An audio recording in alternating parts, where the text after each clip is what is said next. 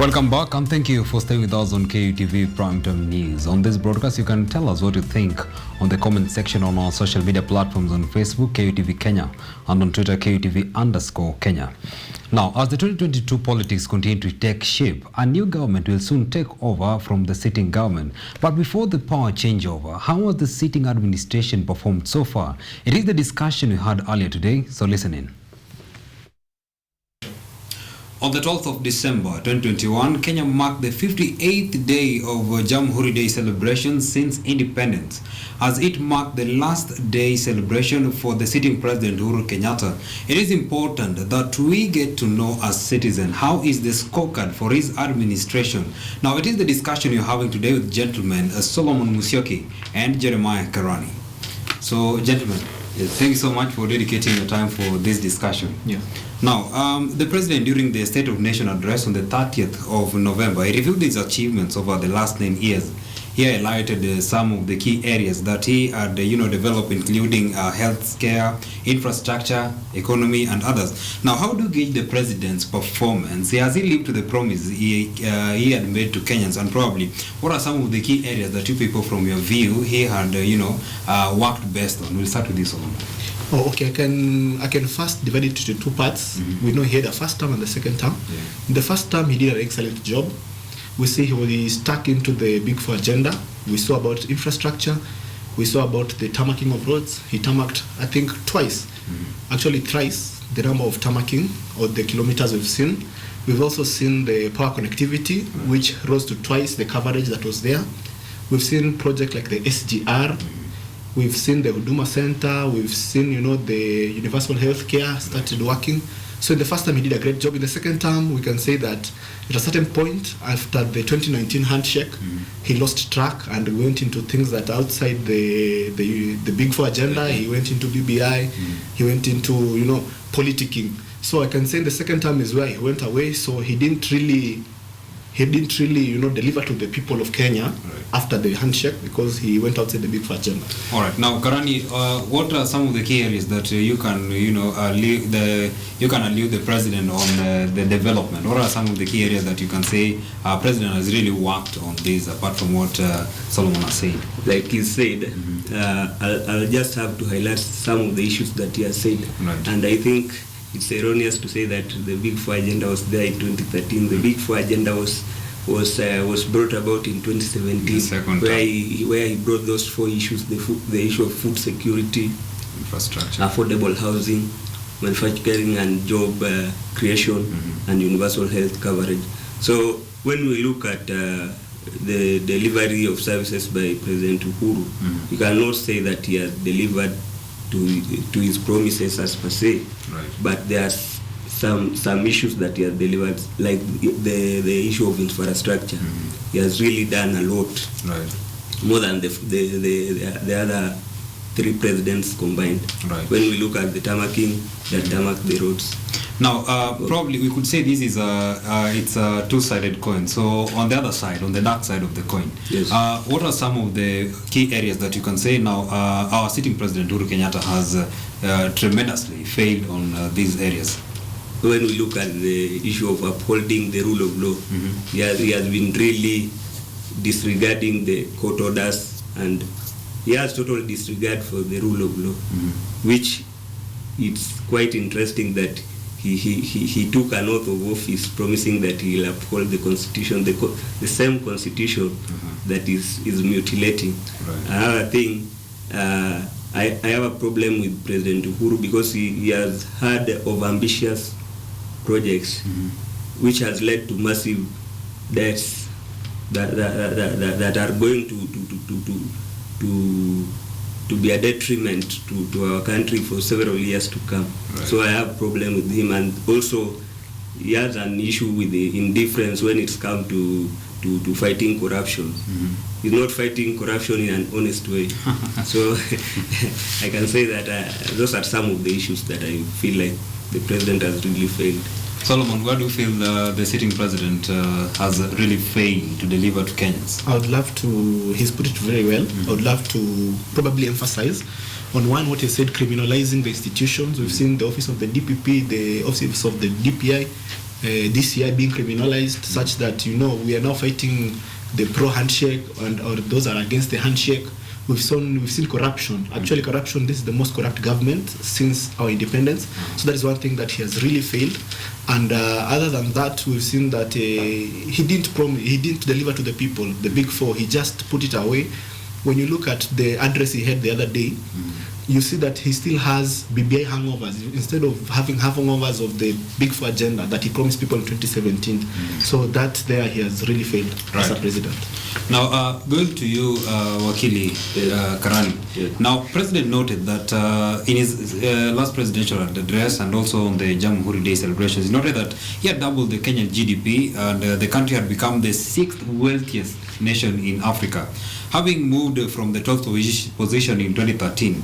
So my question on this will be the kind of debt that you are having vis-a-vis the development that the president is talking about for this country. Do they really tally the amount of debt we're having and the development? Of course, they do not tally, but when we look at the GDP and the current economic situation, they don't tally as per se. But the GDP, it's quite different. How it's calculated, it's quite different from whatever situation is on the ground. The debt may be high, but the GDP at the same time may be high. So it's true the GDP may be high, and Kenya may be ranked as the 6th wealthiest nation in Africa. But the truth of the matter is there are several problems that Kenyans are undergoing, despite the fact that the GDP has rose tremendously. Right. Yeah. Now, Solomon, at a point you also alluded the kind of corruption. You said Kenya, the President Kenyatta's leadership, Kenya became the most corrupt. Yeah, his leadership was, the most corrupt since independence. Now, when President was coming in for the second term, he said that he really he vowed to fight corruption. And then we're seeing the upsurge where we're having these scandals. We saw the May scandal coming in during his tenure. We also had the NYS scandal and recently the KEMSA scandal. Yeah. So do you think President has really not coming to task to, coming to fulfill his word in dedication to fight corruption?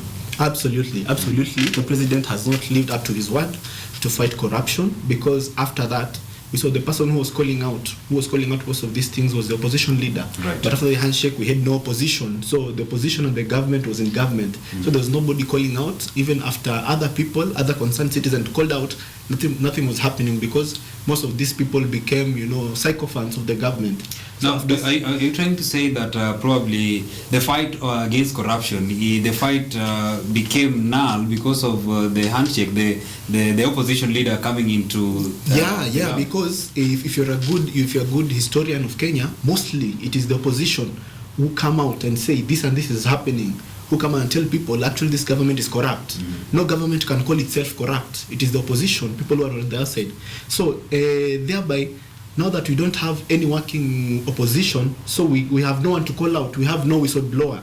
And the whistleblowers who are the common wananchi, they end up being, being subjected into fear by the government and all that. So right now I can say for free, that is one thing that has challenged the corruption, and also those people who take part in that corruption, we don't see any legal action taken towards them.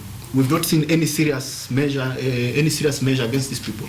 Yeah, so it has really contributed. Now, Wakili, probably on what Solomon is saying, that the coming in of the opposition leader coming to work together with the president, he's saying these are the kind of things that have led to the mass corruption that you're seeing. Now, I think, is it the responsibility, because the president, when he said that he wanted to fight corruption, he didn't mention that he's going to fight corruption through the help of the opposition leader.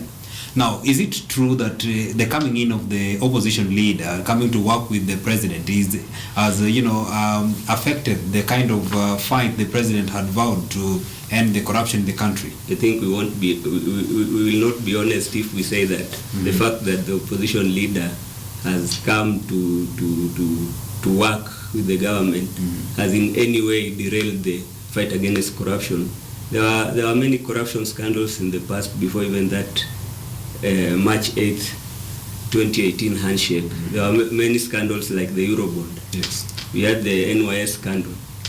We had several scandals. Even the price of constructing SGR was I think doubled. If the president promised that he's going to fight corruption, from the word go, he was to fight corruption, whether the opposition had called it out or not. I think the problem that opposition has in this case is that it has failed to do its mandate of providing checks and balances. But that said, the main body tasked with provision of checks and balances is the National Assembly.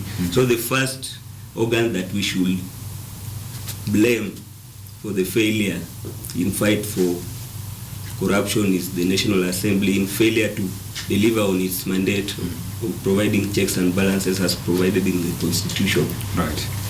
Now, Solomon, as an ally to DP Ruto, because you are a youth leader in the UDA party, Ruto has always said that the handshake derailed the Jubilee agenda. And we saw this 6 days ago when Honorable Duale reiterated the same, terming the Constitutional Amendment Bill, BBI, as nonsense. So how true are these sentiments, or is it just for political advantage over the electorate? No, that is exactly what is on the ground, and that's what I've highlighted when I was saying, when the president was addressing the nation the other day in the celebrations, we see that he didn't touch a lot about his Big Four agenda. What have I done? What is remaining? What do I need the next government to do? What he was thinking about was BBI. He still has hangovers of BBI. So that already tells you the kind of focus he took after the handshake. You know, he took a focus of BBI. We can see the amount of resources. We've seen the billions that were spent on BBI. These billions would have been spent on helping the common mananchi in the Big Four agenda. Let's have the housing plan. Let's have the universal care growing. So we saw that after that, his mind, all his resources, the state machinery went into BBI, went into succession politics. So in the second term after the handshake, he stopped thinking about the common mananchi and started thinking about the personal interest of this few individual, the personal interest of the succession politics, and there's where we went away from the Big Four agenda. But then you're talking about him focusing on individuals, but BBI was meant to help Kenyans at large, because it was talking about how it's going to embrace the devolved units, adding more money to the devolved units. How do you say this thing was meant to benefit individuals and not the country at large? If I can be honest with you, BBI is something that has a hidden agenda. That hidden agenda is to advance the agenda of a few individuals, but we have to put a few goodies here and there to not bring everyone on board. Because most of these things, we're saying that most of these things can be done through parliament. Most of these things, when you look at the increase in county government, you see that there's an allowance to increase up to from 15 to 45%. The government can increase it. They are allowed. We don't need BBI to do that. So we're saying, you look at the issue of HELB. If we're looking about students, the HELB bill was there after BBI. The HELB bill was in the parliament, but they brought it down. So you see, these are not honest people. These are not people who were bringing BBI to help us. These are people who had hidden agendas, agendas where the billionaires, the statesmen were there to look after their own interest and not on the interest of the common mananchi.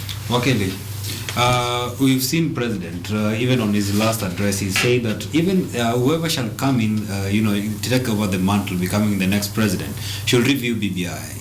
And, the statement itself, saying that this BBI, the moment it was, the High Court and the Supreme Court ruled otherwise on BBI, he's saying that it was a loss for Kenyans. Now we are seeing Solomon here saying that this BBI was meant to benefit individuals and not the country. What can you say about his sentiments? First, I would like to react to something that he said, that President Uhuru did not touch much about whatever he has said. If you listen carefully to the speech, when he began, President Uhuru said that I won't say much, because whatever I would have said here, I already said on that day that I was delivering the State of Nation address. And if you followed the State of Nation address, he really tried to touch on the Big Four agenda, and he made it clear that it's true, the Big Four agenda cannot be achieved within this period. By 2022, it will have not be achieved. So it will be the work of the next regime to take over. to ensure that the Big Four agenda becomes a reality. Right. Then on matters BBI, despite the fact that we may say that it had some hidden agenda, or the agents of BBI had some ulterior motives. I think the President Uhuru Kenyatta talked about the spirit behind the BBI, and if you look at it carefully, there was a constitutional amendment bill that was to be passed through Parliament. Then those issues that are stipulated in the Constitution that require the constituent power of the citizens to be applied were to be subjected to referendum. Right. So it will be quite dishonest to say that maybe this thing was just about some few individuals. Of course, there are some elements there that are quite contentious. That said, the people who are against the First Amendment, it is quite interesting that they were against the Constitution itself from the word go. Right. They didn't support it. In fact, they said that this Constitution had contentious issues, and these contentious issues, they have never pointed them out. They're saying that because this Constitution provides for rights against discrimination, this Constitution is providing things that are against our moral standing as a country, which is quite dishonest. Right. Now, Wakili, I still want to be on you. Now, on the same note, starting from what President Uhuru Kenyatta said on the Jamhuri Day celebrations, he said that his brother Raila Odinga has really helped implement some of the projects that he had, in mind for the Kenyans. And now, is it true that coming in of the president affected the delivery, as it has always been said by the deputy president, that coming in of the handshake, it derailed the projects of that the ruling government Jubilee had for the country? How has it derailed the delivery of the promises that they made to Kenyans? Because this guy had already started campaigning for 2022. So how has it derailed? Is he the one that has derailed the delivery of services to Kenyans, or is it the opposition leader that has come into a handshake with the president? Now, Solomon, I'd want you to react to that because he's asking, Wakili is asking, because we've heard this from the deputy president himself, from the allies to the deputy president, that coming in of the handshake, because when the handshake came in 2018, it was meant to bring Kenyans together. It was meant to, to bridge the gap that had always, been there between inter-communities, and we've seen Kenyans uniting after this handshake. We've seen Mount Kenya embracing people from the Elect region, embracing people from the Mount Kenya region and stuff.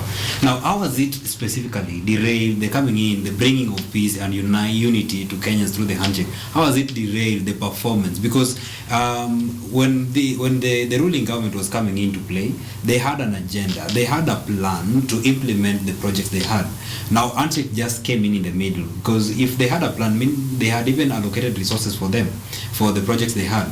Now, how has it, handshake specifically, how has it derailed the performance and the delivery of the sitting government, Jubilee government? One, we have to identify what agenda did the Jubilee government have. It is the Big Four agenda. Yes. So, after the handshake, what agenda was being circulated? What was going on? It was not the Big Four agenda.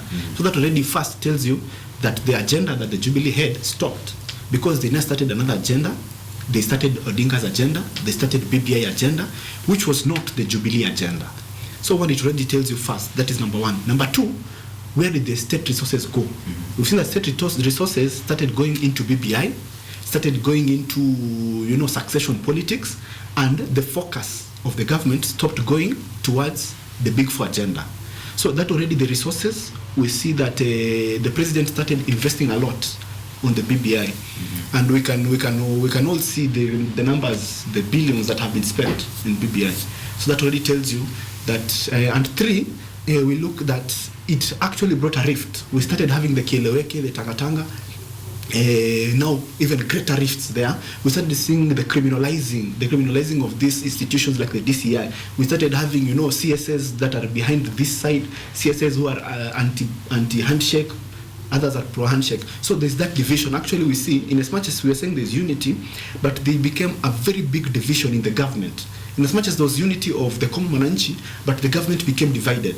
And we both know that a divided government cannot deliver. Sure. Because some guy, you can imagine the whole deputy is speaking from a different script with the president. And the DP has his own allies in the government. The president has his own allies. So the government became split, and now the government could not function well. So, right. Now, Solomon, as we're headed to the 2022 polls, candidates are making various heavenly promises to Kenyans.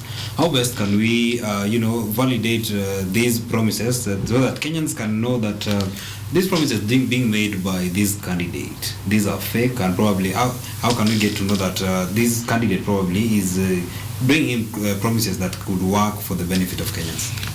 One, we are looking at this. We want people to look at it using the bottom-up approach, which we are really selling out. That we need to look for leaders who are coming to the common mwananchi, who identify with the ideas, with the problems of the common mwananchi. Let the common mwananchi speak. Such that when you're developing your agenda, when you're developing your manifesto, it comes from the common mwananchi. Unlike most of the leaders right now, people sit in restaurants, people who have not been to the common mwanjiko. They don't know what issues the common mwanjiko is facing. So these are the people who are coming with fresh promises because they don't understand what is there. They just want to send a few seeds here and there to attract people, but they don't really know what is happening. They don't feel the pinch. So we're saying it is time that Kenyans identify with the people who feel the pinch, people who have been down there, people who have identified with their issues, and these issues, these things that Kenyans are facing, form their agendas and form their manifestos. Okay. On the same note, Solomon is saying that we need to have leaders, to embrace the bottom up, because these are people coming from the common Wanjiku. They know the problems that Kenyans are going through. How true is that statement? I think it's quite dishonest to say that people, leaders who go to leaders to common mwananchi, because the issue of public participation is entrenched in the constitution. You don't need an economic model for us to have public participation to know whatever is happening. It's all about matters implementation. Then secondly, I'll talk from now as an ODM member. When I look at the manifestos that my party has been selling from 2007, 2013, 2017, and now the 10-point agenda that Raila provided on 10th December. There are common things that are there, like building one nation. It has been there in his all agendas. Then there's an interesting part that he says, an issue of continuity of administration. Now when we look at continuity of administration, that's where issues like Big Four agenda will come there. Now we want leaders who are providing practical solutions. We don't want abstract statements. Right. You are providing abstract statements that are idealistic and not pragmatic at all. Right. Now, gentlemen, probably as we wind up, this last question is from the promises that we are seeing from the leaders who, the candidates who want to be the presidents, want to be, members of parliament and stuff. Constitutionally, is it possible that these leaders can be held accountable for their promises? And because Article 97 and 98 of the Constitution talks about the right to recall. Are these laws really implemented? Are they fully fledged and implemented in the country? Is it possible that when, as a nation, we get citizens saying that these leaders is not up to the task? Is it possible that these laws can take shape and these leaders be recalled from office? So. Yeah. It is constitutional, and all we need to do is, follow the right procedure, file a petition. After filing a petition, we get the right signatures, and it's taken to the Senate. So it is identical, but kwa ground it will be different. It will be so difficult for a no common Kenyan to collect all those signatures and do all that. So it is not practical, really. But it is constitutional. Right. Yeah, it's something that can happen. All right. Yeah. Fanny, your final words are probably to the general populace as we wind up this discussion concerning the 2022 politics. My final remarks is that the youth is the 43rd tribe of this country. We won't let tribal lines divide us. We must stand united. And I want to tell all the youths watching that it is now time we invite ourselves to the table. The times that the youth were being used for violence, were being used to make a lot of noise, is over. It's time for us to come and be part of the table where the national cake is being served. Thank you so much. Wakili, what's your final remarks? My final remarks to Kenyans is that we are entering an electioneering period, and there are politicians that are coming with heavenly promises, like we said. But I am urging Kenyans to try and discern between abstract statements that are so nuanced with so many idealistic issues that do not provide practical solutions at all, and politicians who are providing practical solutions.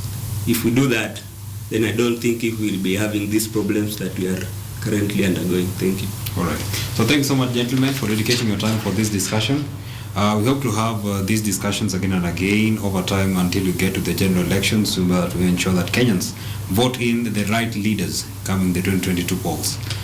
Thanks so much for your valid company throughout the discussion. That has been the gentleman Solomon Musyoki together with Jeremiah Karani talking about the Jubilee administration. What was their scorecard? Thank you so much for watching.